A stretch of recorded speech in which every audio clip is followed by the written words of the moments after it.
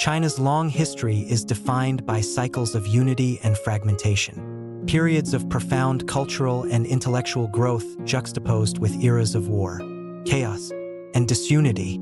These cycles have profoundly shaped the civilization's identity, governance, and philosophical foundations, leaving an enduring legacy of resilience and adaptation. The Spring and Autumn period, 770 to 475 BC, was a time of significant political transformation. The Eastern Zhou dynasty was established after the Zhou king moved the capital to Chengzhou following a nomadic invasion. This move marked the decline of the central authority, as feudal lords began asserting their independence, gradually transforming into regional powers vying for dominance. During this era, over 100 states existed, their rulers competing through alliances, marriages, and military campaigns to expand their influence. Despite the political turmoil, the Spring and Autumn period was also an age of intellectual brilliance. The decline of central authority spurred philosophical innovation. As thinkers sought to address the chaos, Confucius emerged during this period, advocating for a society governed by morality, ritual, and filial piety. His teachings, though largely ignored during his lifetime, laid the groundwork for China's ethical and political systems. Simultaneously, Taoism, attributed to Laozi, offered a contrasting perspective, emphasizing harmony with nature and the rejection of worldly ambition. Legalism, which advocated for strict laws and central control, also began to take shape, reflecting the harsh realities of the time, as smaller states were absorbed into larger ones. The Spring and Autumn period transitioned into the Warring States period, 475 to 221 BC. 7 major states, Qin, Chu, Qi, Yan, Han, Zhao, and Wei emerged as the dominant powers. Warfare became increasingly sophisticated, with advancements in iron weaponry, crossbows, and siege tactics. This period also saw the formalization of diplomacy, espionage, and statecraft, with strategies meticulously recorded in texts like The Art of War by Sun Tzu. Among the warring states, Qin distinguished itself through radical reforms introduced by Xiangyang. These reforms centralized authority, abolished hereditary aristocracy, and implemented meritocratic governance, transforming Qin into a formidable state. By the late 3rd century BC, Qin's military strength and administrative efficiency allowed it to conquer its rivals one by one. In 221 BC, Qin Shi Huang proclaimed himself the first emperor of China, marking the beginning of the Qin dynasty. Qin Shi Huang's reign was transformative yet controversial. Under his rule, China underwent extensive unification, with standardized currency, weights, measures, and script fostering economic and administrative integration. Massive infrastructure projects, including roads, canals, and the initial construction of the Great Wall, showcased the empire's organizational capabilities. However, these achievements came at a tremendous human cost. Heavy taxation, forced labor, and authoritarian policies fueled widespread resentment. The emperor's attempts to suppress dissent, exemplified by the infamous burning of books and burying of scholars, further alienated his subjects. After Qin Shi Huang's death in 210 BC, the empire quickly unraveled. His successor, Hu Hai, was a weak ruler, manipulated by the eunuch Zhao Gao. A massive peasant uprising erupted in 209 BC, led by Qin Shang and Wu Guang. Their rebellion inspired other leaders, including Xiang Yu and Liu Bang, to challenge the Qin regime. Xiang Yu, a brilliant strategist, achieved a decisive victory at the Battle of Julu, while Liu Bang outmaneuvered his rivals politically.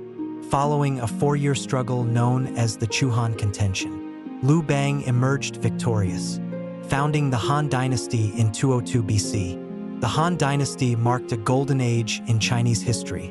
Liu Bang, later Emperor Gaozu, consolidated power by balancing the interests of feudal lords and central authority. His successors expanded the empire's borders, established the Silk Road, and promoted Confucianism as the state ideology. Innovations in technology, agriculture, and medicine flourished, while cultural achievements such as historical writing by Sima Qian enriched the intellectual landscape. Despite its prosperity, the Han Dynasty eventually succumbed to internal strife. Corruption, factionalism, and the influence of eunuchs weakened the court. The Yellow Turban Rebellion in 184 AD further destabilized the regime, leading to its collapse in 220 AD. The ensuing Three Kingdoms period saw China divided among the states of Wei, Shu, and Wu. While this era is romanticized in literature, such as the Romance of the Three Kingdoms, it was a time of relentless warfare and political instability. In 280 AD, the Western Jin dynasty briefly reunified China, but its reign was short-lived. The War of the Eight Princes plunged the empire into chaos, allowing northern nomadic groups to establish their own states. This began the 16 Kingdoms period, a fragmented era marked by constant warfare and shifting alliances. Meanwhile, in the south, the Eastern Jin dynasty maintained a semblance of stability, preserving Chinese culture and traditions. The 16 Kingdoms period ended when the Northern Wei unified northern China in 439 AD. The Northern Wei dynasty was notable for its Sinicization efforts, adopting Chinese culture and governance while integrating the diverse peoples of the region. In the south, the Southern dynasties, including the Song, Qi, Liang, and Qin, oversaw a flourishing of art, literature, and Buddhism. In 581 AD, Yang Jian, a northern Zhou minister, seized power and founded the Sui dynasty. The Sui reunited China after nearly 400 years of division. Its ambitious infrastructure projects, such as the Grand Canal, facilitated economic integration, but Emperor Yang's tyranny led to widespread revolts.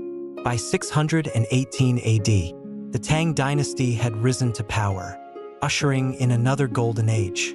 The Tang dynasty, 618 to 907 AD, is often regarded as the pinnacle of Chinese civilization. Its capital, Chang'an, became a cosmopolitan hub, attracting scholars, merchants, and diplomats from across Asia.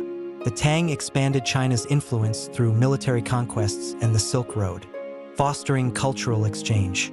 Advances in poetry, painting, and printing flourished, exemplified by figures like Li Bai, Du Fu, and Wu Daozi. However, the Tang's decline was marked by internal strife, including the Enlushan Rebellion and the Huangchao Rebellion, which weakened the dynasty and led to its eventual collapse. The fall of the Tang ushered in the Five Dynasties and 10 Kingdoms period, 907 to 960 AD, characterized by rapid political turnover in the north and fragmentation in the south. Stability was restored when Zhao Kuangyin, a general of the later Zhou, established the Song dynasty. The Song prioritized civil administration over military power, fostering economic innovation and cultural achievements. However, its vulnerability to external threats, such as the Khitan and Jurchen invasions, ultimately led to its fall to the Mongols in 1279. The Yuan dynasty, established by Kublai Khan, integrated Chinese and Mongol systems but faced challenges in governance and assimilation. Its decline paved the way for the Ming dynasty, which restored Han Chinese rule and presided over significant achievements in exploration, architecture, and governance. The Qing dynasty, China's last imperial dynasty, initially brought stability but struggled with modernization and foreign aggression. Its collapse in 1912 marked the end of over 2 millennia of imperial rule, giving way to the Republic of China.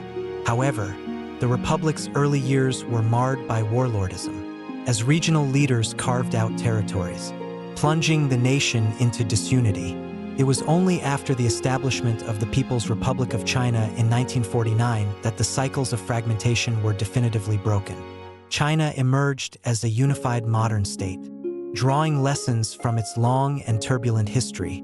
These cycles of unity and division, while challenging, have forged a resilient and enduring civilization, whose legacy continues to shape the modern world.